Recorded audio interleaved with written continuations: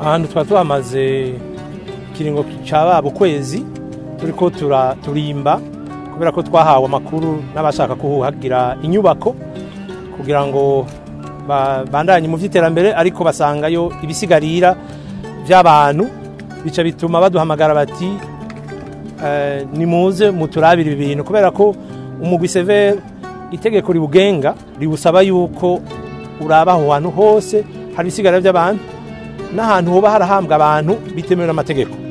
None twabirangije dusanze hariho ibisigarira by'abantu batari baki bashobora kuba barishwe bagatabwa mu kinogo kimwe, ahandi ugasanga abantu bahambwe umwe kwiwe, ahandi ku makuru duhabwa bakatubwira ko hariho n'abantu kubera abantu babiciwe ngaho muri quartier ya Kamenge barashobora kubera bataronka umwanya wo kuja guhamba mu matongo asanzwe yemewe n'amategeko bagafa kubazana ngaho ko vyihuta.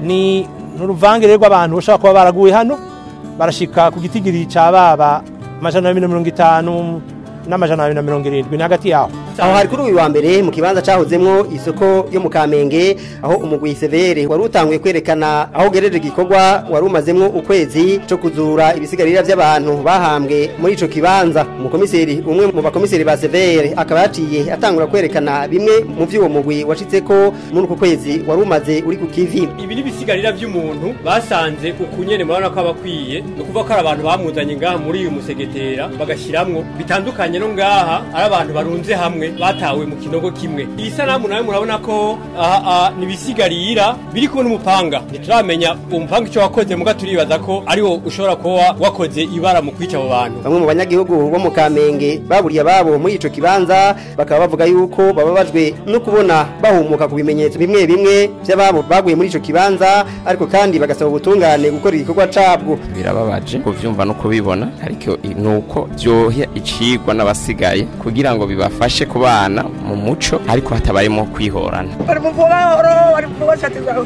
bari muvuga ngo zake naziona mimi. Naona nguo za kasaria wangu jambazi wangu baba. Barawane. Kubijanye n'ihahamuka ryoshobora gushikira abantu bahumutse kubabo canke ibimenyetso mu byabaranga nk'impuzu isaha n'ibindi, icegera c'uburongo mu Severe komiseri Noah Clement Nziza akavuga ko abantu bajejwe ico gikorwa bateguwe. Twarategekanije igikorwa cyo gufasha abantu baba bashikiwe n'ihahamuka kubera babonye uwabo aho yaba yaratawe bifatiye nko ku mpuzu cyangwa ibindi yari yambaye. Ico gikorwa kirakogwa kandi ahantu hose tugikoreye nkuku turagitegekanya kugira ngo ntagire umuntu asubira guhamuka kubera ibintu asubiye kwibuka canke afatiye kuvyabonye bituma aca yibuka amabi yarashikiye uwiwe. Ico gikorwa kiriko kirakogwa twaragitegekanije nungaha kirahari. Icegera c'uburongo umugwi ujejwe kuri no kunywanisha abarundi Severe mu mfunyapfunyo y'ururimi rw'igifaransa agahamagarira abarundi muri rusangi babuza ababo kwihangana mu kurindira ko ukuri kuja habona. Ibisigarira by'abantu bahambwe muri ico kibanza bari hagati y'amajana 250 n'amajana 270 akaba ari byo vyerekanywe ko vyazuwe muri ico kibanza cahoramwe isoko muri zone ya Kamenge mu buraruko bw'igisagara ca Bujumbura.